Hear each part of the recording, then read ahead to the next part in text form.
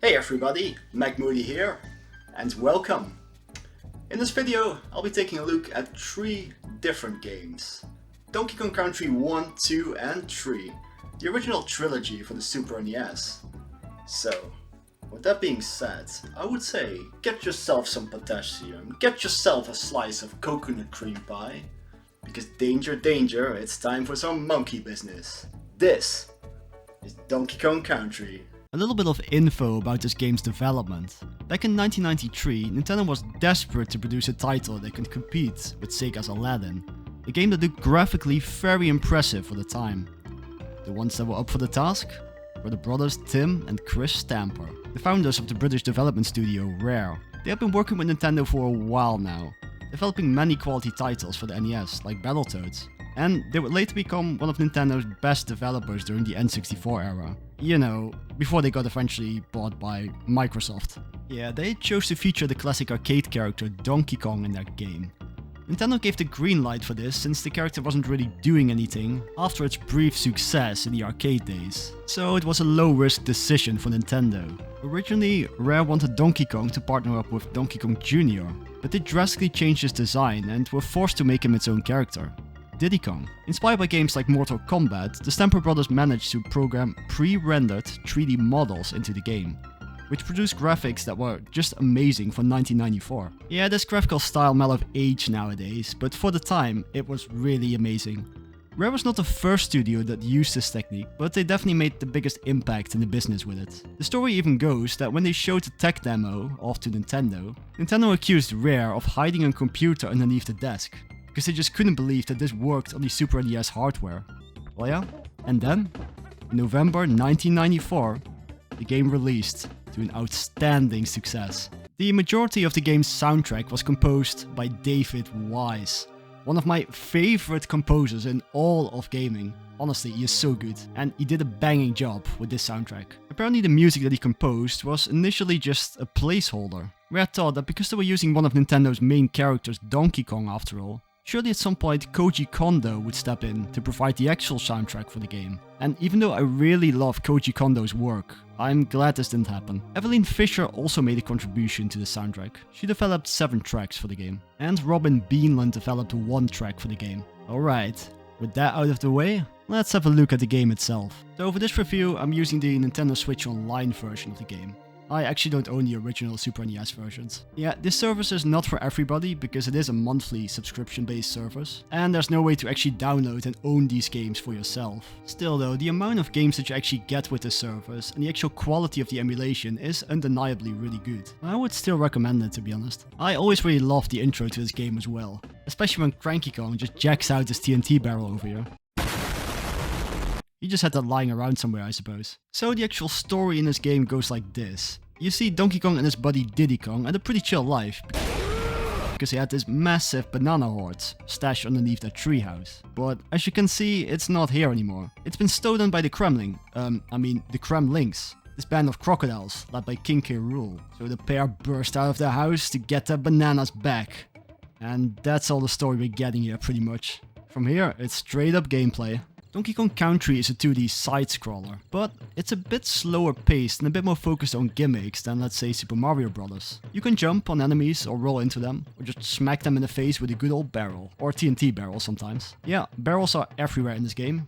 Break one of these DK barrels to get Diddy Kong to come over with you, or Donkey Kong if you are currently playing as Diddy Kong. If you have both Kongs, you can switch between them at any time. Diddy is faster and lighter, and has a better jump because of it. You definitely want to play as Diddy Kong in tight platforming sections, but only Donkey Kong is able to jump on these fat Kremling soldiers over here. Diddy will just bounce right off of them, look at him go, whee! So there's still a trade-off between the two of them. Regardless, if you get hit, you lose the Kong you're currently playing as, and you automatically switch to the other Kong. You can get him back by finding another DK barrel though, and if you get hit when you're alone, you lose a life. But luckily this game throws plenty of extra lives your way. You can score an extra life by collecting 100 bananas for instance, or by grabbing all 4 of these letters that spell out Kong in a given level. And you can find one of the many bonus areas in the game. These can be hard to find sometimes, but are definitely worth it. And on top of that, if you collect all 3 tokens of a given animal body, you can enter one of these bonus stages. If you find the hidden multiplier here playing as a given animal body, You can get so many lives, it's just not even fair. Oh yeah, I should probably talk about the animal bodies right now. They can be found inside of these wooden crates, and they are basically a kind of mount you can ride on. I love this so much. We got Ramby the rhino that can just stampede through everything. It's a stampede!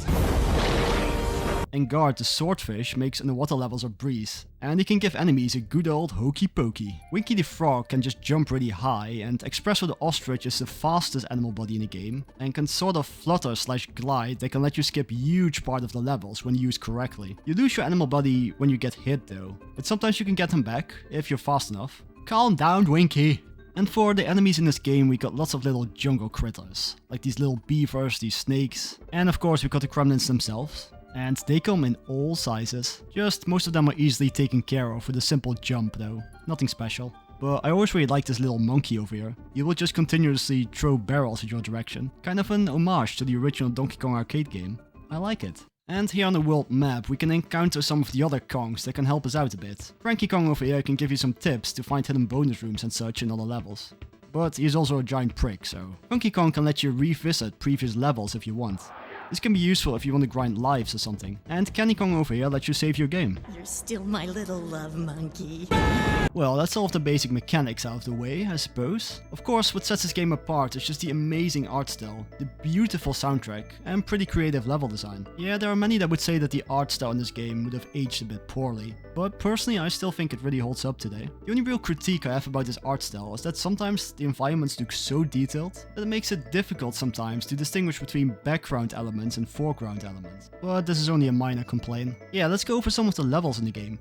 There are 40 levels in total in this game, so I can't go over every single one of them. But here are some of the highlights. The actual biomes in the game are pretty awesome as well. This game will take you through lush jungles, scenic forests, dark caves, old mines, snowy mountains, ancient temples, abandoned factories, and beautiful coral reefs. The first level of the game is Jungle Hijinks, a great level to show you the ropes, with amazing music right off the gate. And this is an introduction to Ramby as well, so that's a plus in my book. We also got a few of these barrel blast levels as well.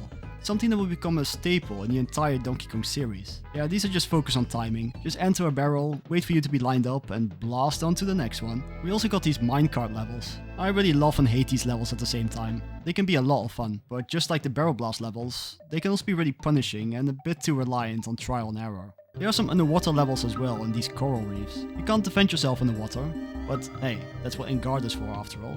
Oh yeah, and don't worry about running out of breath. Maybe this is oxygenated water or something, I don't know. But the music here, man, aquatic ambience. Really one of David Wise's finest works. It's just so beautiful. I listen to it a lot actually. Apparently it took 5 weeks to compose this single song, but man, is it good. And the factory levels always stood out to me. These levels just look so different to anything else you've seen so far. Blackout Basement is an interesting level though. The light will constantly flicker on and off, forcing you to stumble around in the dark sometimes, making some awkward jumps. Torchlight Trouble is another memorable level. This little parrot named Squawks over here is trying to help you out by holding up his torchlight. The thing is, in the original Super NES version of the game, every time you would turn around, Squawks will like flash the screen with his flashlight for a few seconds, potentially giving you an epileptic seizure. This has been toned down in later versions though, including the Nintendo Switch Online version I'm playing, so it's not as bad here. Temple Tempest will literally give you a run for your money though. This little beaver dude in this giant wheel over here will just chase you around the level sometimes. What a little jerk, this guy. Tank Up Trouble and Platform Perils are good candidates for hardest level in the game for sure. In Tanked Up Trouble, you are on this moving platform and you constantly have to worry about grabbing these fuel barrels to keep the platform going, otherwise it will just crash down and take you right with it. Platform Perils is just what you expect, you know, a really hard platforming level. In the later half, we get these beefy dudes guarding some of the platforms though. Even Donkey Kong bounces right off them if you try to jump on them, so you have to use barrels for this. I mean, like, what's this dude's deal anyway? Why is he just strutting around on this platform constantly, just being in my way? Doesn't he have anything better to do or something? Yeah, this level is tricky, but it's not too bad. In fact, I don't consider this a very difficult game overall. Probably one of the easier platformers for its time, to be honest. The bosses are especially easy though. It's just things like jumping on this beaver a few times while he hops back and forth, jumping on this vulture head when he pops out, and for this oil drum boss, I don't even have to attack him, he just blows himself up after a while. What an idiot. The actual final boss against King K. Rool is the exception though. This is generally a pretty fun boss fight, but after bobbing him on the head a few times, he goes down and cool. We can see the credits. Oh my god, it's not over yet. After a few more hits, King K. Rool goes down for real this time. And we can finally get our potassium stash back. We get a roll call with all the enemies and the credits with a C this time. Wait, this guy is just called Dumb Drum? They really didn't care about this guy, did they?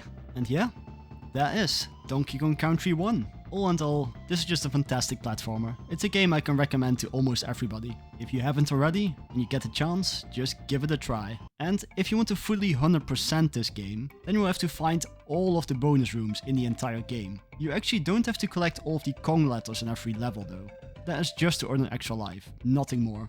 Finding all of the bonus areas can be cruel though, if you're not being a cheater and just looking it up on the internet of course. Some of them are pretty straightforward, just look out for like the odd banana or something and find a barrel that shoots you off to a bonus room. But others are either extremely hidden or require you to make complete leaps of faith. I know that this prick, Cranky Kong, can give you some good hints, but still, it's pretty hard to find all of them. All you get out of it is bragging rights. The game doesn't really give you any rewards or anything like that. Just not really worth it in my opinion. So overall, a really good start for the Donkey Kong Country series. But of course, after a massive success like that, a sequel just had to be made. So let's have a look at the next game. Donkey Kong Country 2, Diddy's Kong Quest. Development for the sequel started pretty much immediately after the release of DKC 1. The game was released only a year later, in November 1995. The soundtrack was once again handled by David Wise, and my god, he completely smashed it out of the park again. The soundtrack is just so good. I think it's the best soundtrack in the entire trilogy, to be honest. There are just so many songs that I actually listen to on a daily basis as well. I can just talk about it forever, but let's not. The story in this game is yet again quite simple. Donkey Kong himself has been kidnapped by Captain K. Rool. I guess he's a pirate now. I mean, it makes sense I suppose, we did fight him on a pirate ship in the first game, so... Anyway, the point is he kidnapped Donkey Kong and wants the banana horde for ransom. Because Diddy is a monkey and bananas are more important than life itself, he answers... Oh, hell no! Together with his girlfriend Dixie Kong, the pair set out to Crocodile Isle to rescue Donkey Kong. I always thought it was a really risky move to discard the main character of the series as soon as the second game, but I welcome it. I always like to play as Diddy Kong more than Donkey Kong, and Dixie Kong is an amazing new character and just so much fun to play as. The basic controls from the last game are mostly unchanged. Diddy is still the faster of the two characters, but Dixie has a slightly higher jump, and she can use her ponytail to do this helicopter spin and get massive amounts of airtime. This is such an amazing ability, it helps for precise platforming and you can skip huge chunks of the level with this. You can still switch between the Kongs at any time, and this time around you can throw the other Kong into the air, which is very useful for getting some collectibles or reaching some of the bonus barrels. Yeah, the bonus areas are back in full force, and they can be incredibly well hidden sometimes. But I think the challenges themselves are better this time around. You would just get a small mini objective that needs to be completed within the time limit, like destroying all the enemies, collecting all of these stars, or just making your way through the Crem Coin. Yeah, every bonus stage and every boss fight will reward you with a Crem Coin, a new collectible. These can be used to unlock additional levels. We can also find these banana coins in levels. I'll get to these in a bit. And every level is hiding one of these DK medals, but this is only something you have to worry about if you fully want to complete this game. And the animal buddies are back. Well, Rambian and Guard are back at least. Both equipped with a nifty new charging move, but Winky and Expressor are nowhere to be seen though. Instead, we have Radley the Rattlesnake, who is basically just a living pogo stick. He's not the fastest, but I just love this guy. He just looks funny to me. He can charge up his jump as well to reach extra high platforms. And then there is Squidder the Spider, my personal favorite. He just has to be the best spider in all of gaming, right? He can shoot webs to attack enemies, or to make web platforms in mid-air. This is such a versatile ability, it can completely break levels in half sometimes. And Squawks is back as well. This time with less flashlight and more flying controls and X to shoot at enemies. I mean, they are X, right? And I suppose there is Quawks as well, who's only needed for one specific level and can do the same, but only fly downwards. Okay, I would say that the animal buddies have a bigger role this time. For instance, there are specific levels where you pretty much only play as that given animal buddy. This is really cool because the level design is centered around their abilities and such. On the world map we can get some help from some of the other Kongs. This prick is back to give us some more tips to find hidden bonus areas and such.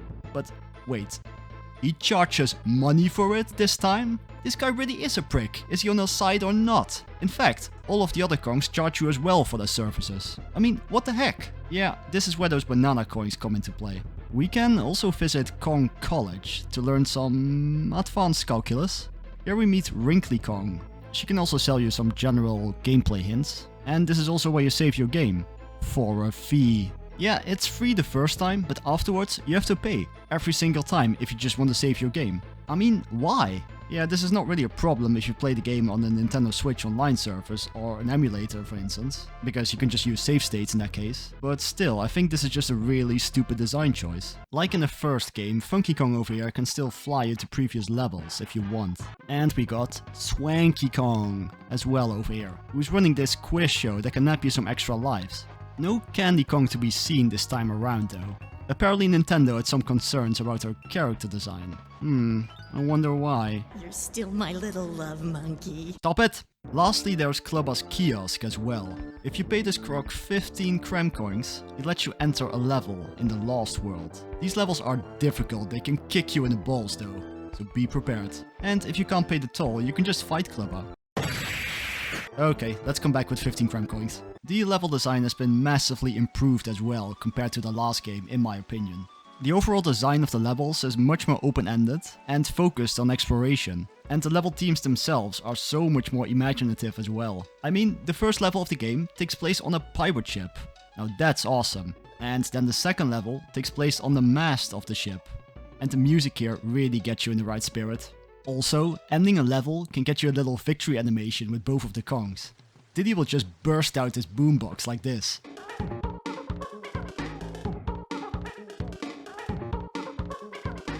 And Dixie gives us this awesome guitar solo. I just really love this so much. Such a cool detail to put into the game. And the boss battles have been massively improved as well. They start out quite simple, like the Crow boss in World 1, where you pretty much just have to return his axe to him, but the bosses get more interesting over time and the later ones can be a real challenge. The bosses just have a lot more uniqueness and character to them overall. World 2 is more of the lava world of the game, a bit more of a platforming challenge. I personally don't really care about riding this slow moving balloon in Red Hot Ride, but I would say that the other levels are a pretty good time. And Cannon's claim is a return to the barrel blast mechanic.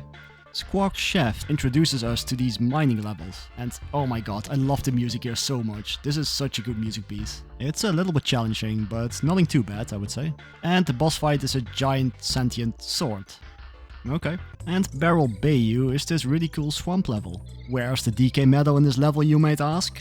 Well, it's inside of Ramby, of course. Glimmer Galleon is this maze-like underwater level, where it's completely dark. But Glimmer over here has our backs, luckily. He can use his light to make us see the way forward. But just like Squawks in the first game, every time you turn around he would flash the screen for a brief second. But again, this has been heavily toned down in later releases of the game. I'm still taking every precaution, okay? Rattle Battle is a level that I really enjoy as well. You play as Radley the Rattlesnake the entire time, and it's just a really fun time. And the music in this level is just so much fun as well. And then there's Bramble Blast. It's a barrel blasting level that takes place inside of this bramble maze. The level itself is a bit of a pain honestly, but the music, my god. Do I need to say more? But I think that the boss here drags on for a little bit too long, and it's just a bit boring overall. But World 4 introduces us to these beehive levels. I don't know, I just always thought that these levels were just really visually striking. I just really love how these levels look. I mean, maybe it's just me, I am a simple man after all. And then there are the roller coaster stages. Basically this level's version of the minecart levels. And these levels are a lot of fun as well. There's this carnival theme going on and everything. And Rickety Race is always such a blast. It's just so satisfying to take out all of these opponents one by one. And this is Mudhole March and Sanic? Is that you? Oh my god, what did they do to you? The boss in this world always gives me such a hard time. It's a fight against this giant singer and you play as Squawks the entire time. You just need to hit this little angler over there, but it can be really hard to hit and he just moves around so fast. Ghostly Grove has these sperm ropes. Okay, moving on. And then Web Woods is a really fun level where you primarily just play as Squidder. And Haunted Hall is this roller coaster level where you get chased by this ghost that just wants to give you a hug. Parachute Panic is the only level in the game where Quarks makes an appearance that I mentioned earlier. And the boss in this world is a rematch against the Crow boss from World 1. He's a bit more challenging, as you expect. And then Clapper's Cavern is an ice cave level where Clapper the seal over here can sneeze into the water to make it freeze. This last world also has some of these castle themed level that can be pretty challenging, to be honest. Especially Toxic Tower. Good luck with that one. But if you can outclimb the rising poison water level, at the very top of the tower we find Donkey Kong. Except not. No, there's one more level to conquer. Screecher's Sprint. This is another Bramble Maze level where you play as Squawks, and you have to race against this other bird.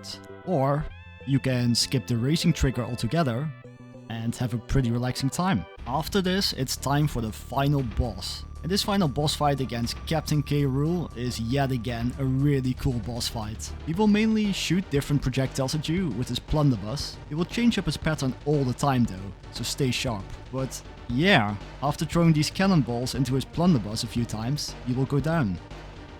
Fake out! The battle continues and his shooting pattern just keeps getting more complex with every hit. And this is just a really great fight. It's my favorite in the entire classic trilogy actually. Eventually, he really will go down though, just to get finished off with a massive good old uppercut from Donkey Kong. K. Rool is swimming with the fishes, Donkey Kong is rescued, and Cranky Kong will tell you that you suck. The end. Now, if you want to fully complete this game, there is actually some merit this time for doing so. For this you will have to find every DK medal and every bonus area in every level, and thus every cram coin in the game. This can be quite a task though.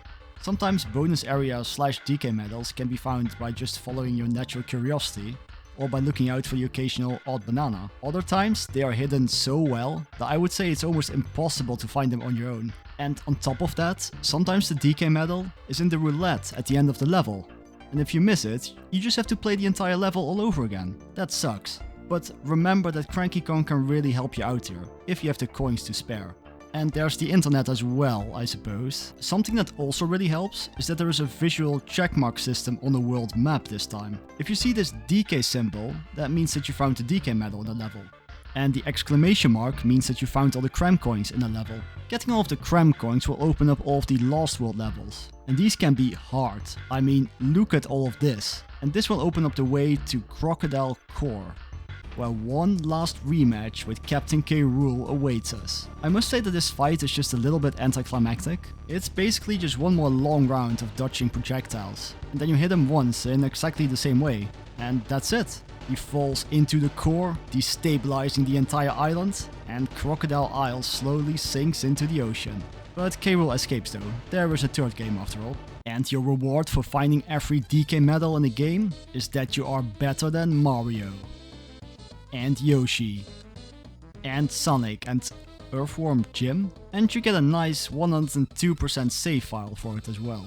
Yeah, this game is just a great time overall. The first game was already fantastic, but I really think that this game trumps over it in almost every single way. Overall, a fantastic time.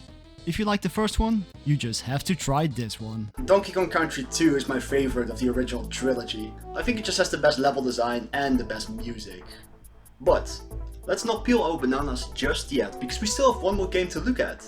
Let's have a look at Donkey Kong Country 3, Dixie's Double Trouble. By this point, Donkey Kong Country was one of Nintendo's biggest guns on the Super NES, and a third game followed soon after. Donkey Kong Country 3 was released in November 1996, and the main characters in this game are Dixie Kong and her nephew Kiddy Kong, the newcomer in this game. And this time around, both Donkey Kong and Diddy Kong have been kidnapped by Baron K. Roolenstein. Okay, what's the deal with this guy? He's an evil scientist now? I never really understood what's going on here. Does he just have multiple personalities, or does he just like to cosplay or something? Anyway, to rescue our simian friends, the pair travels to the Northern Hemisphere. This is an area that took a lot of inspiration from areas like Canada and Northern Europe. This influence is very apparent. Instead of tropical jungles, we got a bigger emphasis on dense forest, scenic lakes, rocky mountainsides, and snow-covered landscapes. And this change is also reflected in the music, which focuses on much more scenic melodies this time around. This time, the soundtrack has been mainly composed by Evelyn Fisher, and I think she did an amazing job with it. If I had to choose, DKC 3 soundtrack would be my least favorite of the trilogy, with DKC 1 soundtrack in second place. But that's not to say anything bad about the soundtrack or Evelyn Fisher's talent and hard work. All 3 of these games have just an amazing soundtrack. Jumping into the gameplay, Dixie Kong still controls mostly like last time. She still has the highest jump and this awesome ponytail spin, but she is also the faster of the 2 this time around. Kiddy Kong is the stronger of the pair and plays more similar to Donkey Kong in the first game. He is able to throw Dixie much further into the air as well, because of his added strength. But if you throw Kiddy Kong into the air with Dixie, the resulting impact can smash unbreakable floors and uncover hidden goodies and such. But this is not used very often actually. Engard and Squitter make a return as animal buddies. I'm really happy to see both of these guys back here. And Squawks and Quawks are back as well. Squawks is the only one that can spit eggs this time, while Quawks is able to drop barrels and other objects on enemies and such. And he can actually fly upwards this time. Amazing, right? But Rambi seems to have been replaced by Ellie the Elephant this time. She is very versatile. She can hold barrels and suck them towards her. And in some levels, she can shoot water like a projectile like this. This is very cool. But you do have to keep her away from mice/rats. Because, you know, she's an elephant and everything. Yeah, Ellie is great, but I do miss Rambi sometimes. Ellie is also definitely the favorite animal buddy of this game. There are several levels where you pretty much only play as her, including a boss fight. And then there is Perry the Parallel Bird, who acts more like an extra objective in the stage than an actual animal buddy, I would say. She flies above you at a fixed height, and yeah, she can get some out of reach collectibles for you. But besides this, it's more about keeping her alive until you pass this sign to obtain a reward for it. Bonus stages act almost identical to DKC 2, just a little challenge that needs to be completed within the time limit. There's only one new type of challenge, where you have to collect enough of these disappearing green bananas. Every level is hiding a consistent 2 bonus stages, except for the Lost World levels for some reason. And every level is also hiding a DK medal. This time around they're used as a shield by these guys. To get the medal, you need to figure out a way to hit these guys from the back with a barrel. And this can be a nice little puzzle challenge in some levels at least. We can also find these bear coins around, which can be used as currency by these bears that you occasionally find on the world map. They can do various things like serving as some sort of trading side quest, which is usually tied to finding a banana bird. Yeah, banana bird, you heard that right. This is just another thing to collect if you want to see the true ending of the game. And we can also save our game at Wrinkly Kong's safe cave. And it's free this time, thank God! Much better like this. Swanky Kong lets you do this minigame against the prick himself to score some bananas and bear coins. Take that, Cranky Kong. And Funky Kong has this boat rental service going on this time.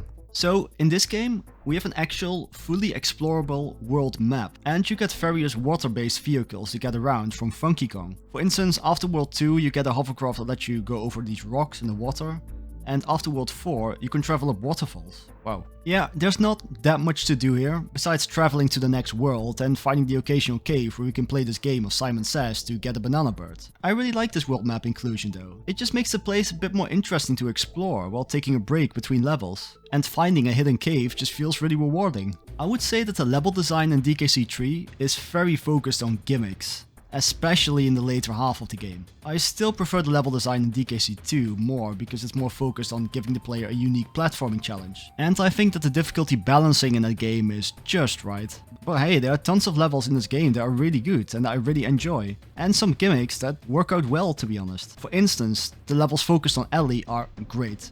Ellie is really fun to control, and these levels really make good use of her abilities. And I also really like these 3 levels, just for the aesthetic alone basically, but still, these are great. And these underwater levels look so amazing. Look at all of this detail here. Yeah, these really stand out to me.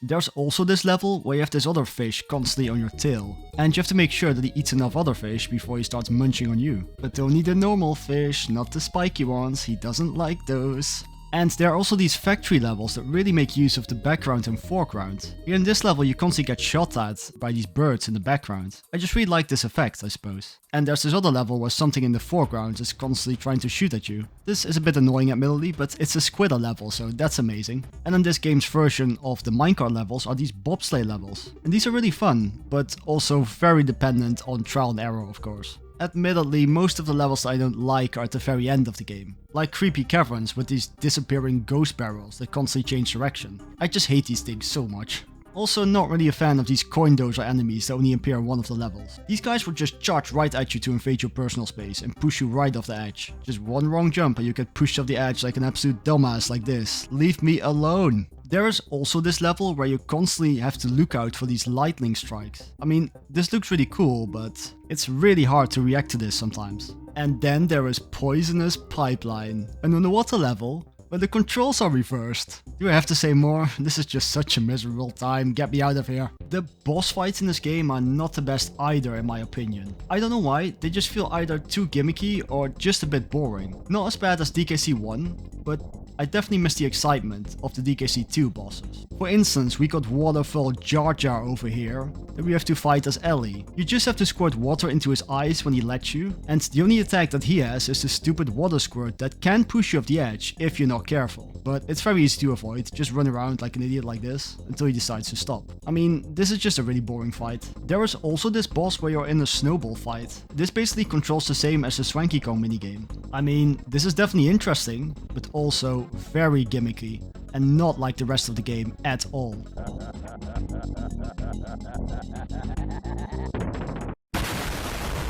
And at some point you have to fight against this robot named Chaos. Which, yeah, this fight is pretty boring as well actually. I think, according to the story, we're supposed to think that this robot is the new leader of the Kremlings. But come on, we all know it's this clown behind it all. Just before the final boss fight, you have to fight against this robot again one more time. But afterwards, we face the Mad Croc scientist himself. This is also a well-crafted final boss battle. You just have to hit him in the back with a barrel, but the hazards around you change constantly. So you really need to observe your surroundings for this one. But after a few hits, Donkey Kong and Diddy Kong are saved. And that's the end. I mean, we all know how this works by now, right? Just like last time, there is a true final boss and true ending after you fully complete the game. So get your arse into gear and find those bonus barrels and DK medals. But I think this time this is a much more comfortable experience actually. The actual bonus barrels themselves are much easier to find this time, just with a little bit of curiosity. And I really don't think you need an outside guide for this one. This is probably also the reason why there's no Cranky Kong hint system in this game, I suppose. And after getting all of this, and circling around these rocks for some reason, we can find the lost world of this game, where 5 more levels await us. And just like last time, these levels are difficult. Yeah, the first level here, Stampede Sprint, might be the hardest level in the entire trilogy actually. You play as Ellie and she'll bump into some rats, triggering her inner Sonic the Hedgehog. Yeah, she can't stop running, and as you can see, this is either incredibly godly reaction timing or just trial and error. And to get one of the bonus barrels here, you need to pick up Perry at the start and keep her the entire time. And if she gets hit, you need to do the entire level over again. Oh my god. And don't be a little female dog here and use save states here, okay? These levels will really test you. But in a good way, I think. Except for the last one, Rocket Rush. This level can go straight into the bin next to Poisonous Pipeline, with its clunky and unresponsive rocket controls. Not a good level to end on, for sure. And after you hand over every bonus coin in the entire game to this bear named Boomer, he will blow up this final rock. Kaboom! Yes, we go. This uncovers K. Rudenstein's secret submarine, where one last battle awaits us. This boss fight is pretty great as well actually, just a good continuation of the last fight. And this will give you the last DK medal, which, when given to Funky Kong, gives us a straight up helicopter to use. Yeah, this is very cool and all, but it's only good for finding the last few banana birds. If you collect all of those, Big Mama Banana Bird over here can be freed. And this always looks so epic to me. K. Rool tries to escape with his motorboat with the Banana Bird Queen hot in pursuit. He's trying to get away and then the game just ends. Like this.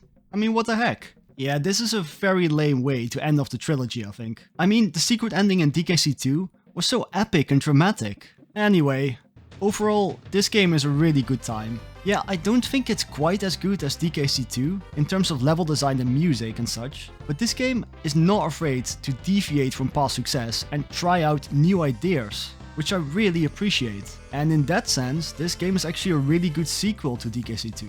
Yeah, this game is definitely worth your time. If you really like DKC2, then you just owe it to yourself to play this game afterwards. So overall, these are some fantastic 2D platformers that I can recommend to almost everybody.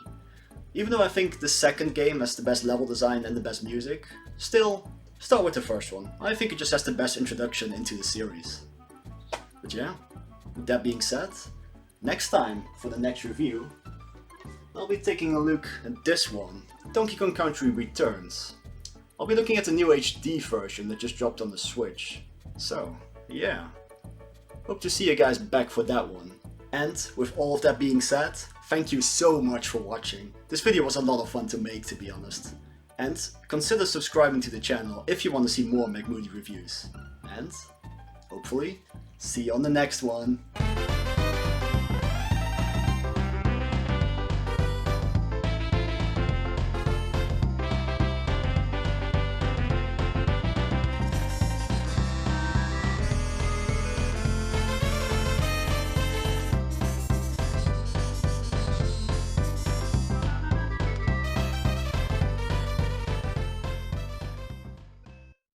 Shower you with coconut cream pie. You're still my little love monkey.